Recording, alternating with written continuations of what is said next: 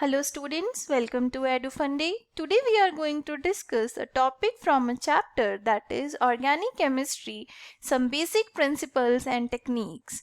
And the topic is resonance and hyperconjugation. देखिए आपका जो रेजोनेंस है ये बेसिकली कैसा फिनोमिना है. The phenomena in which two or more equivalent structures for a compound can be written that involve the identical position of atom but different arrangement of the electron is called resonance. क्या मतलब है इसका, एक example के साथ हम आपको समझाएंगे. यहाँ पर मेरा एक कार्बोनेट आयन है. यहाँ पर क्या हो सकता है, ये इलेक्ट्रॉन यहाँ शिफ्ट हो जाए और ये इलेक्ट्रॉन यहाँ शिफ्ट हो जाए, राइट. सिमिलरली फिर ये इलेक्ट्रॉन यहाँ शिफ्ट हो जाए और ये इलेक्ट्रॉन यहाँ शिफ्ट हो जाए. तो अगर आप देखेंगे यहाँ पर क्या है, आपका एक कार्बोनेट आयन है जिसको आप किसी एक स्ट्रक्चर के साथ नहीं एक्सप्लेन कर सकते. आपको एक से ज़्यादा इसकी स्ट्रक्चर्स बनानी पड़ेंगी जो कि आपकी कैसी होंगी, इक्विवेलेंट स्ट्रक्चर्स होंगी.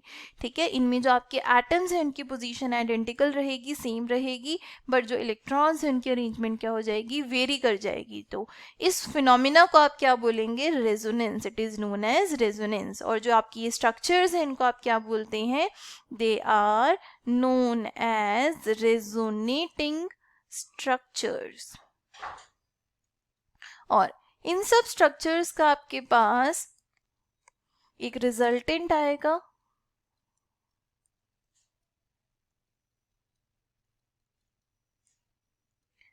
और इस रिजल्टेंट को आप क्या बोलेंगे, रेजोनेंस हाइब्रिड.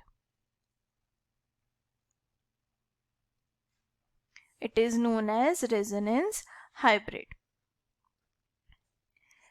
जैसे इन्होंने बेंजीन की एग्जांपल दी है, ये मेरा बेंजीन है. इसमें अगर मैं ऐसे कर दूं, इलेक्ट्रॉन यहाँ, ये इलेक्ट्रॉन यहाँ और ये इलेक्ट्रॉन यहाँ, तो यहाँ पर ऐसे बन जाएगा ना ये, राइट. और इसका जो हाइब्रिड होगा वो कुछ इस तरह से बनेगा. This is the resonance hybrid of benzene. This is the resonance hybrid of benzene. Next है आपके पास directive influence of functional group in a mono substituted benzene. तो जैसे ये मेरे पास फिनोल है, अगर आप देखेंगे इसमें आपके पास क्या होगा, आपके जो फिनोल में जो OH ग्रुप है वो अपने इलेक्ट्रॉन्स रिंग के अंदर देगा और आपके पास कुछ इस तरह से आपकी रेजोनेटिंग स्ट्रक्चर ड्रॉ होगी, राइट.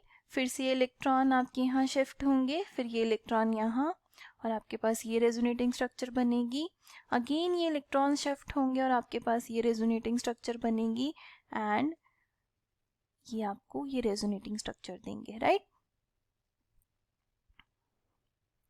देखिए, when the transfer of electron is away from an atom or substituent attached to the conjugated system, it is termed as positive resonance effect. जो आपका conjugated system है उसके ऊपर जो substituent लगा हुआ है, अगर electrons उससे दूर जाएं तो आप उसको क्या बोलेंगे, positive resonance effect.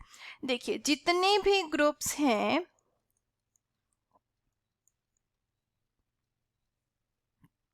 चाहे आपका ये ग्रुप है,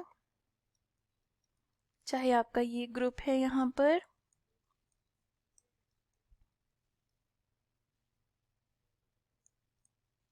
चाहे ये ग्रुप है आपका यहाँ पर, कोई भी ग्रुप है जिसके ऊपर लोन पेयर है, कोई भी डायरेक्टली अटैच ग्रुप जिसके ऊपर लोन पेयर है, ठीक है, वो हमेशा कैसा इफेक्ट शो करेंगे, +R इफेक्ट. वो हमेशा इलेक्ट्रॉन्स रिंग के अंदर सेंड करेंगे.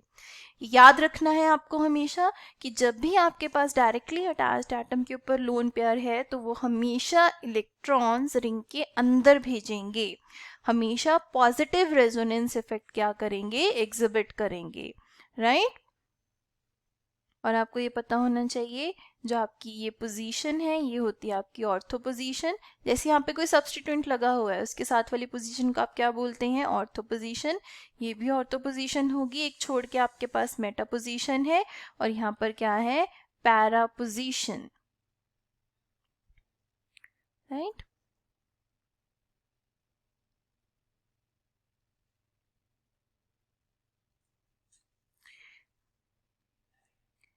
नेक्स्ट है आपके पास the electrophile will attack on ortho और para position when the substituent on benzene is electron donating group. अब जैसे देखिए यहाँ पर जो आपका OH ग्रुप था वो आपके पास इलेक्ट्रॉन डोनेटिंग ग्रुप था ना, वो रिंग के अंदर इलेक्ट्रॉन भेजेगा, राइट? ऐसे करके रिंग के अंदर इलेक्ट्रॉन भेजेगा और आपके पास यहाँ पे रेजोनेटिंग स्ट्रक्चर्स आपको देगा। अगर आप इन रेजोनेटिंग स्ट्रक्चर्स को ध्यान से देखेंगे ना, जो आपका नेगेटिव चार्ज है वो कहाँ पर आएगा, जो आपका नेगेटिव चार्ज है वो कहाँ पर आएगा,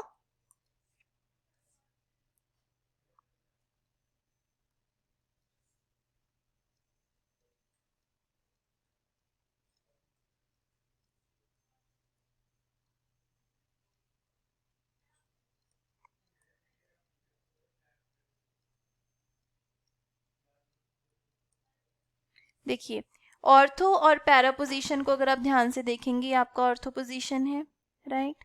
ये आपका मेटा पोजीशन है और ये आपका कैसा पोजीशन है, पैरा पोजीशन है। अगर आप नेगेटिव चार्ज की यहाँ पर बात करेंगे, वो कहाँ कहाँ है, या तो आपके ऑर्थो पोजीशन पर आया है या आपके पैरा पोजीशन पर आया है। ये भी कैसी है, ऑर्थो पोजीशन। दैट मीन्स जब भी इलेक्ट्रॉन डोनेटिंग ग्रुप आपका लगा होगा तो सबसे ज्यादा इलेक्ट्रॉन डेंसिटी कौन सी पोजीशंस के ऊपर होगी, ऑर्थो एंड पैरा पोजीशन। और इलेक्ट्रोफाइल हमेशा वहीं आता है जहां पर आपकी हाई इलेक्ट्रॉन डेंसिटी हो। दैट मीन्स आपका जो इलेक्ट्रोफाइल है वो कहां पर अटैक करेगा, it will attack on ortho and para position.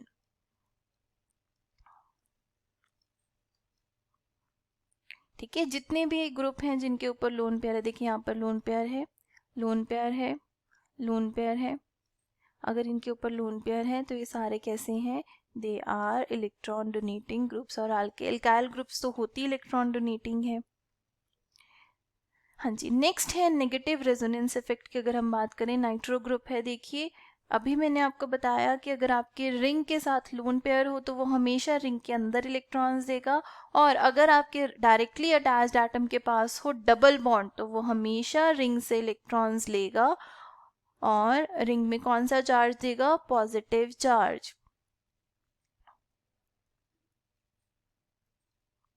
देखिए पॉजिटिव चार्ज है ना आपके रिंग के ऊपर, और पॉजिटिव चार्ज कौन कौन सी पोजीशन के ऊपर है, ऑर्थो पोजीशन के ऊपर और पैरा पोजीशन के ऊपर। मेटा पोजीशन के ऊपर तो पॉजिटिव चार्ज नहीं है। तो अगर यहाँ पर इलेक्ट्रोफाइल ने आना है, तो अगर यहाँ पर आपके इलेक्ट्रोफाइल ने आना है तो ऑब्वियसली ऑर्थो और पैरा पर तो नहीं आएगा, क्योंकि वहां पर तो पहले ही इलेक्ट्रॉन्स नहीं है।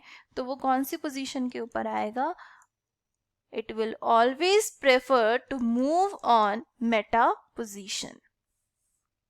तो ये इंपॉर्टेंट है, देखिए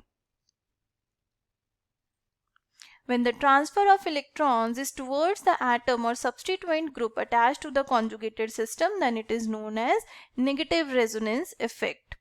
अभी जस्ट यही बात की हमने।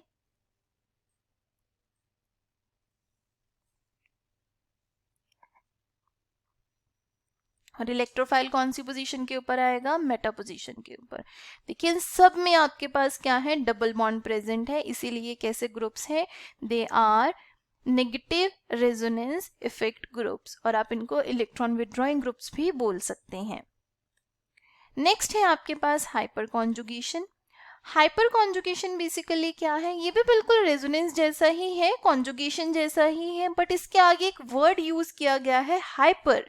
हाइपर का मतलब क्या होता है, extra, high energy. That means जो कॉन्जुगेशन हाई एनर्जी के साथ हो, जिसमें आपको बहुत ज़्यादा एनर्जी देनी पड़े।